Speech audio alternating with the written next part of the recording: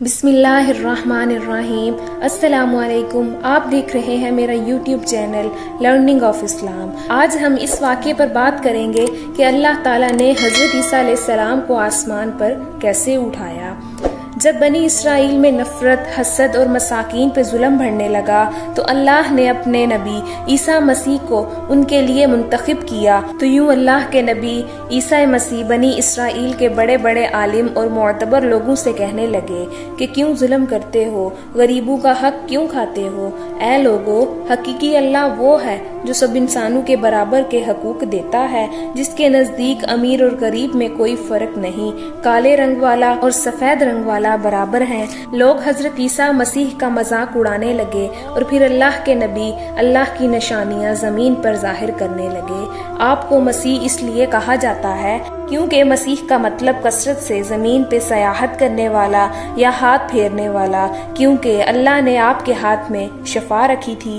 آپ نبینا کی آنکھوں پر ہاتھ پھیرتے تھے تو وہ دیکھنا شروع کر دیتا تھا۔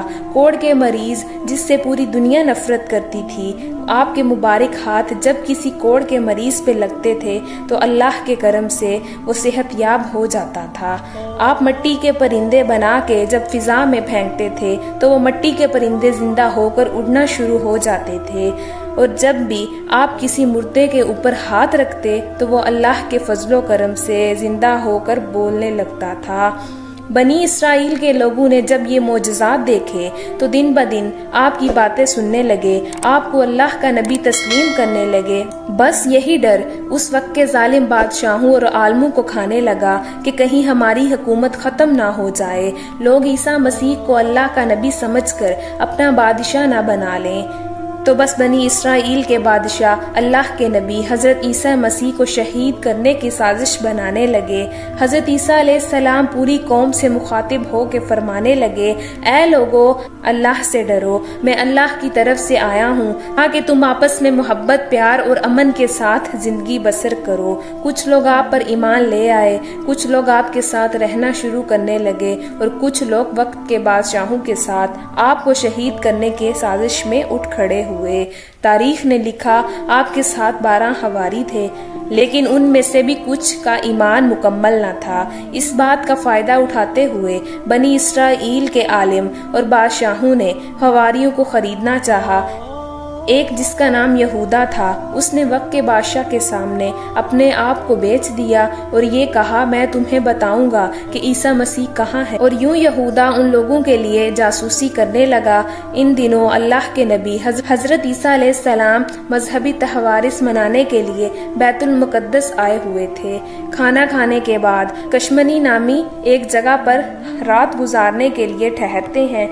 اپنے شاگردوں سے الگ ہو کر اللہ سے مخاطب ہوئے، اے اللہ، میں جانتا ہوں یہاں کے بادشاہ اور علماء مجھ سے نفرت کرتے ہیں اور مجھے قتل کرنا چاہتے ہیں۔ اے میرے خالق، میری مدد فرما اور مجھے ان کے شر سے نجات دے۔ بس اتنے میں جبرائیل امین اللہ کے حکم کے ساتھ نازل ہوتے ہیں اور فرماتے ہیں، اے مریم کے بیٹے، اللہ فرماتا ہے کہ آج رات تجھے زمین سے آسمانوں کی طرف اٹھائے گا، تیرا رب تجھے ان لوگوں کے شر سے بچائے گا، وہ لوگ جنہوں نے تیری تعلیمات کو تسلیم کیا، اللہ انہیں مشرک اور کافر لوگوں پر فضیلت بخشے گا، اور قیامت کے دن اللہ ایسے اختلافات کا فیصلہ کرے گا۔ اے روح اللہ، تیری بلندی کا وقت آ پہنچا ہے۔ بس اللہ نے ایک عجیب معجزہ دکھایا، یہودا کا حلیہ حضرت عیسیٰ مسیح جیسا ہو گیا اور عیسیٰ مسیح کو اللہ نے آسمانوں کی طرف بلند کر دیا۔ بس جیسے ہی گرفتار کرنے کے لیے بادشاہ کے لوگ وہاں آئے، اس جاسوس یہودا کو گرفتار کر دیا، کیونکہ اللہ نے اس کی شیبہ عیسیٰ مسیح جیسی بنا لی تھی، اور یوں اللہ نے بنی اسرائیل کے سخت دلوں پر مہر لگا دی۔ اور وہ فخر سے یہ کہنے لگے کہ ہم نے مریم کے بیٹے اور اللہ کے نبی عیسیٰ کو قتل کر دیا۔ انہوں نے یہ سمجھا کہ ہم نے عیسیٰ مسیح کو سولی پہ چڑھا کر رکھا ہے، بلکہ حقیقت تو یہ تھی کہ وہ اس معاملے میں غلط فہمی کا شکار تھے۔ ان میں سے کچھ لوگ حیرت سے یہودا کو دیکھ رہے تھے کہ اس کا چہرہ تو عیسیٰ مسیح جیسا ہے، لیکن عیسیٰ مسیح کی کوئی بھی خوبی اس میں نظر نہیں آ رہی۔ وہ بس اپنے وہم و گمان کی پیروی کر رہے تھے۔ حقیقت تو یہ ہے عیسیٰ مسیح کو انہوں نے قتل نہیں کیا تھا، کیونکہ اللہ کے نبی عیسیٰ روح اللہ کو اللہ نے صحیح سلامت آسمانوں کی طرف بلا لیا تھا اور اپنی جگہ عنایت فرمائی، اور قیامت سے پہلے اللہ ان کو پھر سے ظاہر کرے گا اور دنیا کے نزدیک حق و باطل کو واضح کر دے گا۔ بے شک وہ ہر چیز پہ قدرت رکھتا ہے، بے شک وہ ہر چیز پہ قدرت رکھتا ہے۔